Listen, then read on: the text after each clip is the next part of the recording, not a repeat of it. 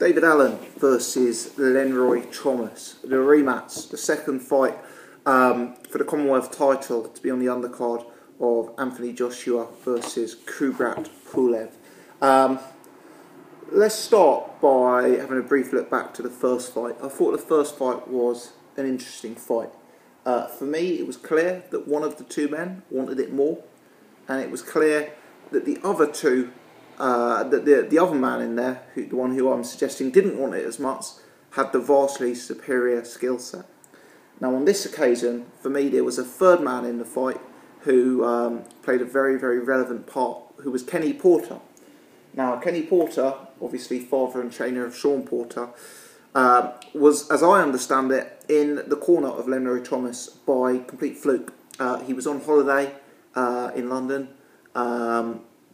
Lenroy Thomas's normal corner team couldn't make it due to issues with flights, as I understand it. So Kenny Porter stepped up and did the job, and he was absolutely exceptional in that fight. He kind of took the role as like an army drill sergeant, and he bullied Lenroy Thomas and coerced Lenroy Thomas and made Lenroy Thomas stay in a fight that I thought at various times Lenroy Thomas was looking for a way out of.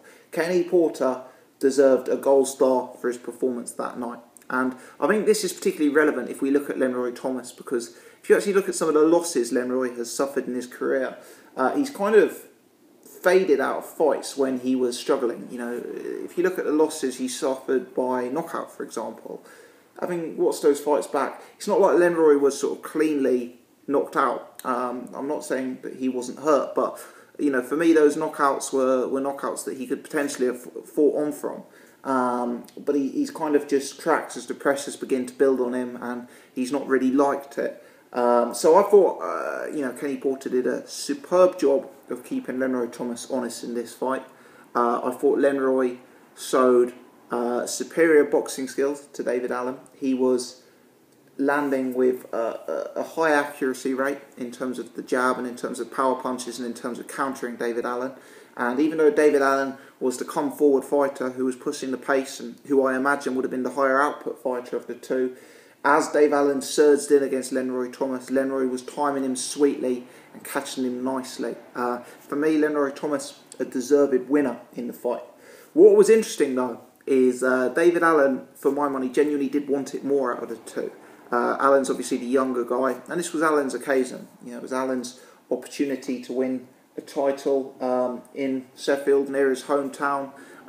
You know, this was his big moment in the sun, David Allen. So perhaps not surprising that he wanted it more, but it wasn't enough. You know, his hunger to win the belt wasn't enough, and fundamentally he got outclassed for me by a guy with superior technique.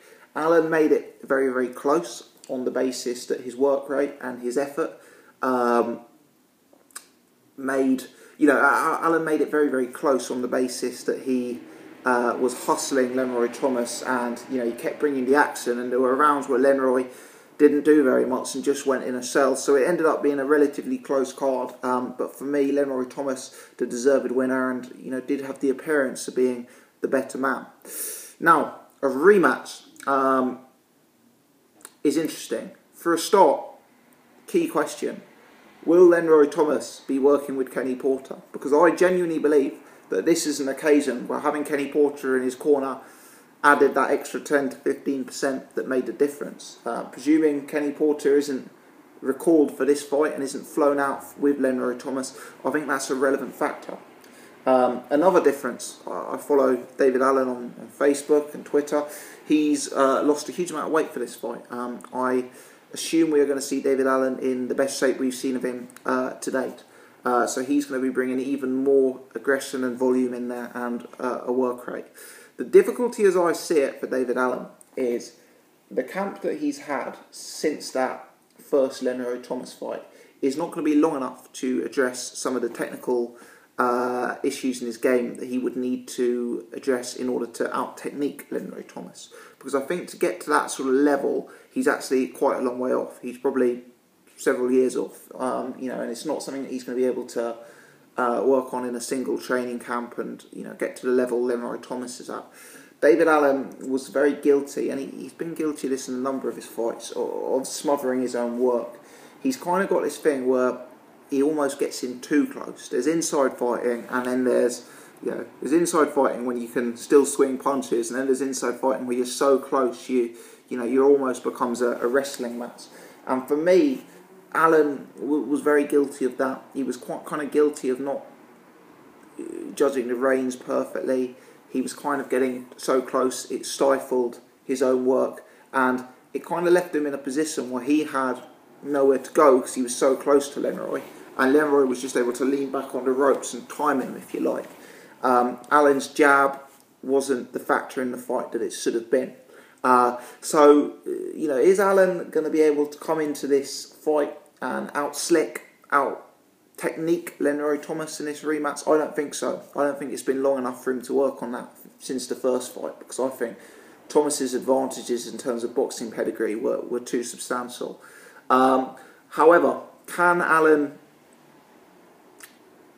adopt the same approach he adopted last time, but a couple of stone lighter and win? Very, very possibly. It was a close fight, and for me, Lenroy Thomas almost gave that fight away several occasions. He looked like a guy who was running very low on gas, and he looked like a guy who could find an easy way out had Kenny Porter not been there. So I think that's a real key determining factor in this matchup. Another thing that's worth noting is that I believe the fight is October 28th. What's the date today? September the 12th. So you've got 46 days till the fight, which is a substantial amount of days, really, in terms of prepping for a fight. I mean, 7 weeks would be 49 days. And obviously, Allen and Thomas have known about this fight for a little while now. So Lenroy Thomas is presumably going to turn up to this fight with a minimum of 8 weeks' notice, if not more. Potentially, Lenroy Thomas is going to be already been in training for other fights. I've heard, for example, he's been linked with Joe Joyce. So we may well see a Lenroy Thomas in better physical condition for this fight. And if that is the case, then the tide really is against David Allen here, because Lenroy was low volume in that last fight, and Lenroy had very, very quiet rounds where he just was in purely defensive mode for times in that first fight. But if Lenroy comes out with a bit more energy and is able to fight more consistently throughout the course of the fight and have a bit more output, it could be a very, very tough ask for David Allen. So all in all, actually quite an interesting fight. I'm going to go ahead and say, for my money, this is a 50-50 fight. I think Allen will have learnt from his experience losing to Lenroy Thomas. One thing I was pleased to see is he appears to have taken it on the chin. He's not arguing over the decision. He gave credit to Lenroy Thomas and said the best man won on the night. And I think having that attitude allows him to have a look at his own camp and his own training and work out what he needs to work on in order to bridge the gap. He's also going to be fitter and hopefully have the benefit of that extra time in training camp and an extra fight under his belt, so to speak. As for Lenroy Thomas, key questions for me: what kind of shape is Lenroy Thomas going to be in? Is Kenny Porter there? If Lenroy Thomas turns up as the same Lenroy Thomas as last time, I suspect David Allen will beat him. The gap between them, whilst it was vast in terms of boxing pedigree, the gap between them on the scorecards and the overall perception of the fight was actually minimal, because Dave Allen did do a lot of come forward stuff, did have a higher output, and he looked like the guy in there who really wanted to win it. So if Dave Allen can bring an extra 5-10% from his superior fitness and his increased experience, I suspect he probably does beat Lenroy Thomas. I suspect, especially if Kenny Porter's not in the corner, that Lenroy Thomas could be worn down in the second half of the fight. But if Lenroy Thomas has looked back at that Commonwealth Championship and said, look, here is the opportunity. I was going to be about to be treated as a journeyman. I was being brought in as an opponent here. Now I've got a second lease of life. Now I'm a champion. Now I've got some potential opportunities to get big fights and some big paydays. If he's taken that idea, if he's working with a trainer who's going to get him motivated like a Kenny Porter figure.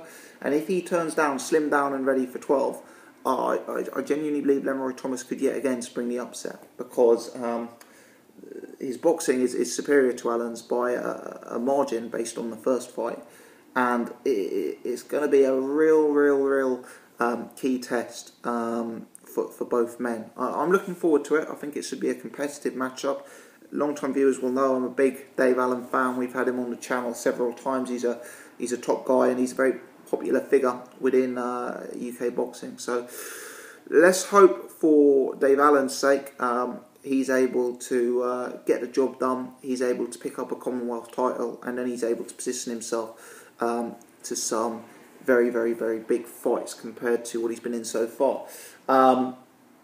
As for Lenroy Thomas, he's kind of, I know he won the last fight, he's kind of in the last chance saloon. Looking at Lenroy Thomas, he would kind of, for me, fall into the category of wasted potential if he lost this fight, because you look at the guy's skills, you look at some of the attributes he has in there, and some of the punches he puts together, you think this could be a top 10 contender. Now, he doesn't have the fitness, he doesn't have the power, he probably doesn't have the heart for that. But let's see. Let's see if winning that belt against the odds and the experience of working with the Porters changes him. Yeah, it could be an interesting fight. Anyway, guys, I'll sense I'm rambling now, so I'm going to cut it short here. Let me know your thoughts on this matchup. Who do you think will emerge victorious out of these two, and are you pleased to see the guys rematch? Do leave your comments in the section below. If you enjoyed this video, please take the time to hit the thumbs up. If you're new to the channel or haven't done so before, do subscribe. Many thanks indeed for tuning in, as always.